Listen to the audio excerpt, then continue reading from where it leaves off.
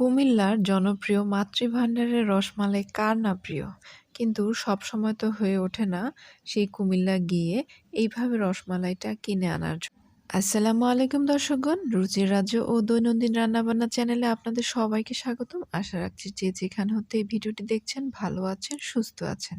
দর্শকগণ, আজ তৈরি করে দেখাচ্ছি কুমিল্লার ঐতিহ্যবাহী মাতৃভান্ডারের রসমালাই রেসিপি। স্বাদে গুণে কোনো অংশেই কম হবে না, বরঞ্চ আপনি যদি ভোট দেন বেশিও হতে পারে।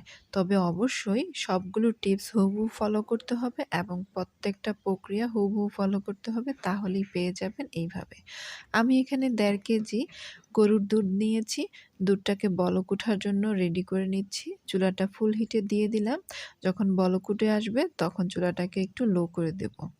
এখন আমি ১.৫ টেবিল চামচ পরিমাণ ভিনেগার নিয়েছি আর তার মধ্যে আরও ১.৫ টেবিল চামচ পরিমাণ নরমাল টেম্পারেচারের পানি দিয়ে একসাথে করে নিলাম। এখন যেই এগুলো বলক উঠবে দুধটাকে কিন্তু খুব বেশি আমি ঘন করব না। কারণ এখন আমি ছানা করছি। ছানার জন্য মোটামুটি খাওয়ার উপযোগী কয়েকটা বলক উঠে এলে চুলাটা একদম লো করে দিলাম।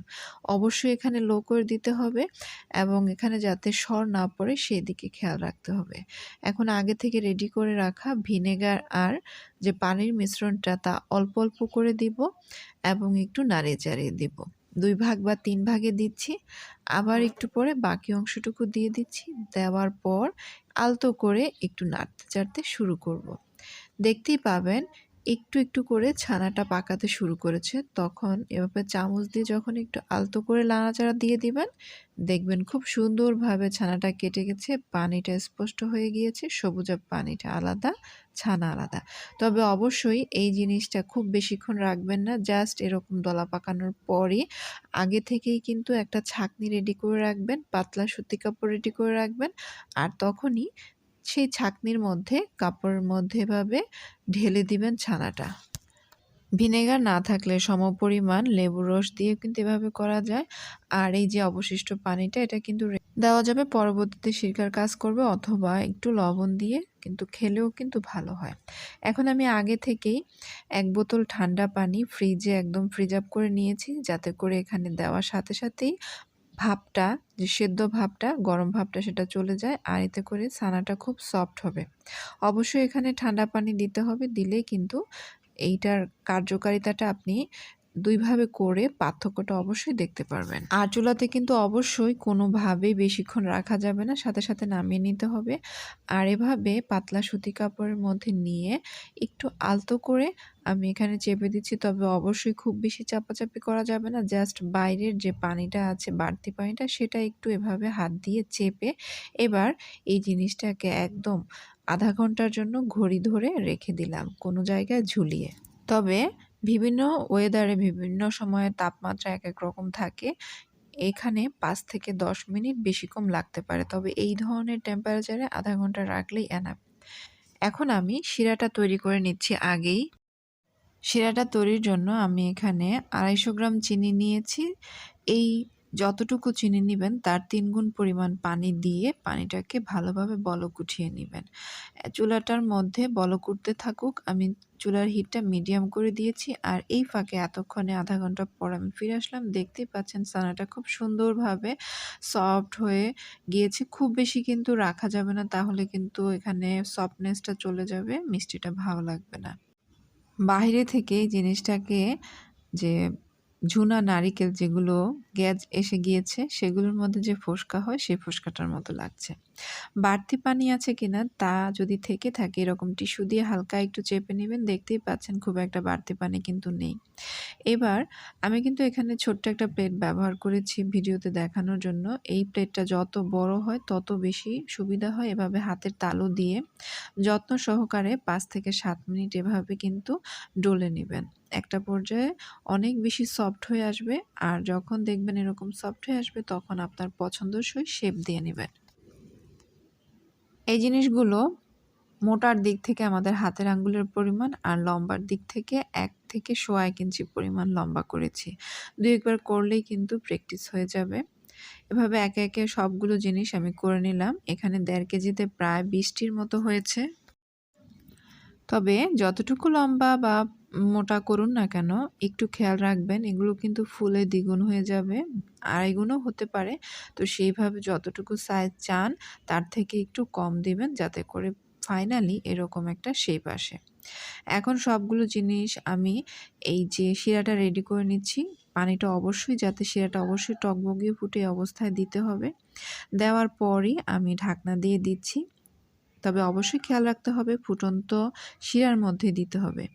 এভাবে আমি এই জিনিসগুলোকে ১০ থেকে ১২ মিনিট রান্না করে নিব মিডিয়াম টু মিডিয়াম লো হিটে। প্রতি মিনিটেই কিন্তু এগুলো তার সাইজ পাল্টাতে শুরু করবে। আস্তে, আস্তে ফুলে একদম দ্বিগুণ থেকে আড়াই গুণ হয়ে যাবে।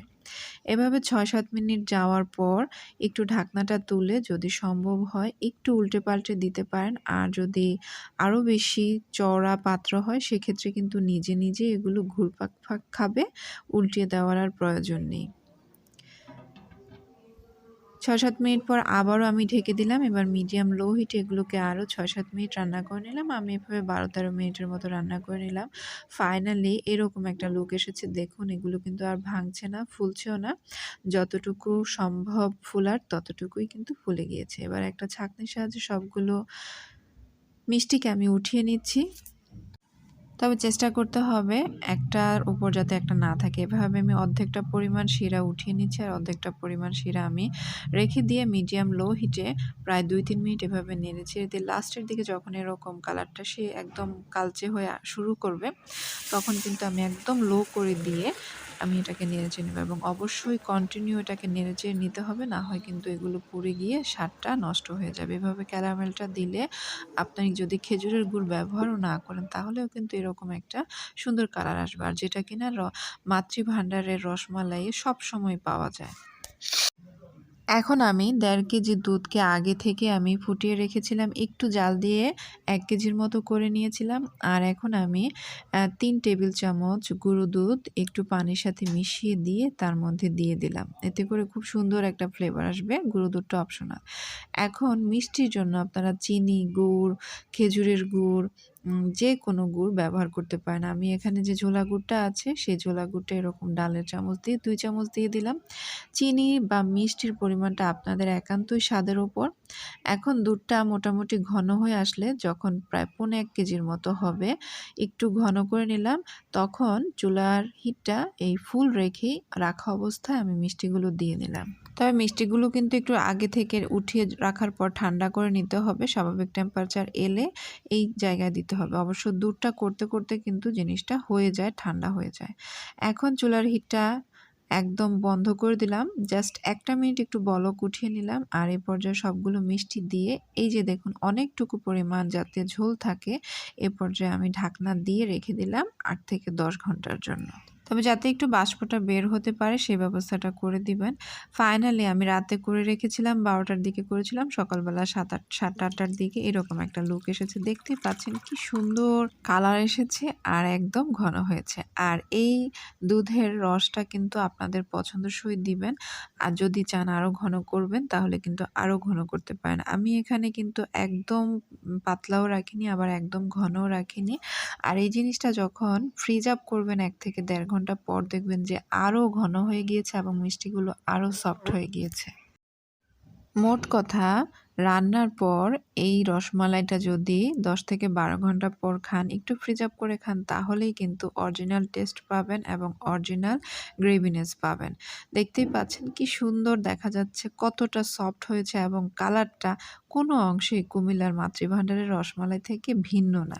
এই যে একটু কেটে দেখাচ্ছি, এটা কিন্তু ফ্রিজ আপ করার আগে এরকম ডেনসিটি এসেছে এবং এরকম সফটনেস এসেছে। ফ্রিজে যখন রাখবেন দেখবেন যে আরও তুলতুলে হয়েছে, মুখে দিলেই একদম মিলিয়ে যাবে। মনে হবে যেন কুমিল্লায় এসে দাঁড়িয়ে, দাঁড়িয়ে সেই রসমালাইয়ের মাতৃভাণ্ডারের সামনে আপনারা এটার স্বাদ অবলোকন করছেন। তাহলে দর্শকগণ, আমার রেসিপিটি ভালো লেগে থাকলে চ্যানেলটি সাবস্ক্রাইব করবেন আর পরবর্তী ভিডিও পাওয়ার জন্য নোটিফিকেশন বাটনে ক্লিক করে রাখবেন।